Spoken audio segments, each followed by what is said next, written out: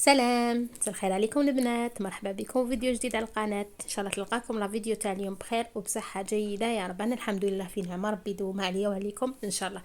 اول حاجه نبداو بها هي نصليو على رسول الله، اللهم صل وسلم على سيدنا محمد صلى الله عليه وسلم.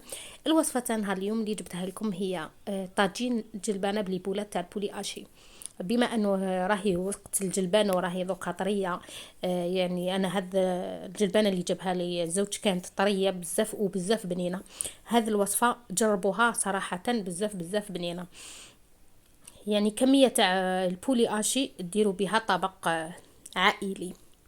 نبداو بالمقادير وطريقه التحضير، وما تنسونيش بجام وكومنتير. نبداو بسم الله. واش عندنا الكميه تاع البولي اشي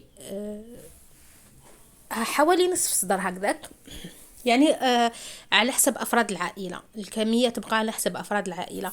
عندي هنا كميه تاع البولي اشي، ضفت لها شويه تاع المعدنوس، زوج مغارف كبار، لا شابلوغ اللي رايحه تخليها طريه وما رايحه حتنشف لكم هذا البولي اشي. وهنا كنت ربيت حبه تاع البصل كبيره، درت منها حوالي مغرفه كبيره لداخل هذا لافاغ، وفص تاع الثوم درته معاه، والباقي نخليه لاصوص ديالي.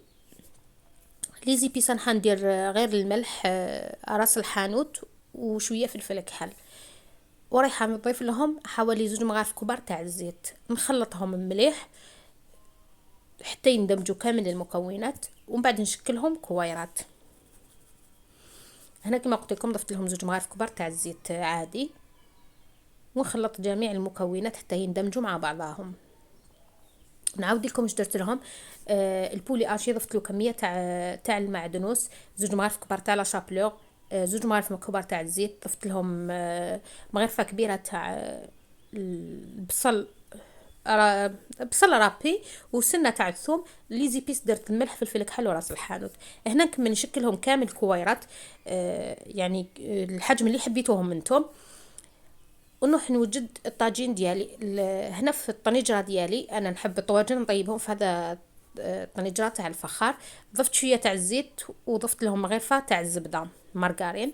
نخليهم يسخنوا شويه، ومن بعد راح نقلي مليح هذوك لي بولات تاع البولي اشي ديالي.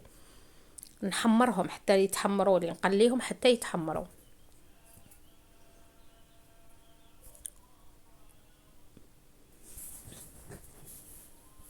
هنا مرة نحركهم ونقلبهم كي نشوفوهم يبداو يطيبوا باش يتحمروا كامل الجهات. هنا بعد ما تحمروا لي شوفوا كيفاش داو هذاك اللون الذهبي مليح، حماروا يعني بيان كوم يلفو. راح نضيف لهم هذاك البصل اللي كنا نحينا منه مغرفه البصل وسنه تاع الثوم، نديرهم معاه ورايحه نخليهم يتقلاو مليح مع بعضهم. كيف لي زيبيس راح ندير الملح فلفل كحل وراس الحانوت برك، ما درتش حاجات اضافيين واحد اخرين. هنا انا حبيت هالمرقه تكون لي بيضه، ما حبيتش مرقه حمراء. اللي يحب يديرها مرقه حمراء يدير لها العكري. هنا نخليهم يتقلاو مليح، ذاك يتقلى لي هذاك البصل المليح. ومن بعد نجيب بعد ما تقلى لي شويه نجيب الجلبانه ديالي نضيفها في هذا في هذه المرحله، باش حتى هي تتقلى لي وتاخذ لي هذوك البنه تاع لي زيبيس والتوابل كامل اللي كنت درتهم معاها، والتقليه هذيك تديها البنه الجلبانه. كما قلت لكم هذه الجلبانه كانت لي طريه، يعني ما خذتليش بزاف الوقت باش طابت لي.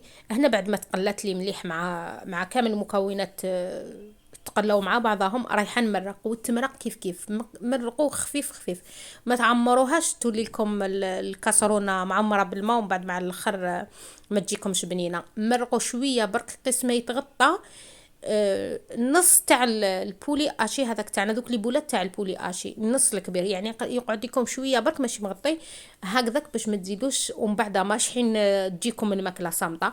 يعني ما حنزيد لها الملح، ما حنزيد لها والو. وهنا الطبق تاعي راه وجد لي، ان شاء الله يكون يعجبكم. ضيفوا له برك رشه تاع المعدنوس وشرائح ليمون. تهلاو في روحكم بزاف. سلام.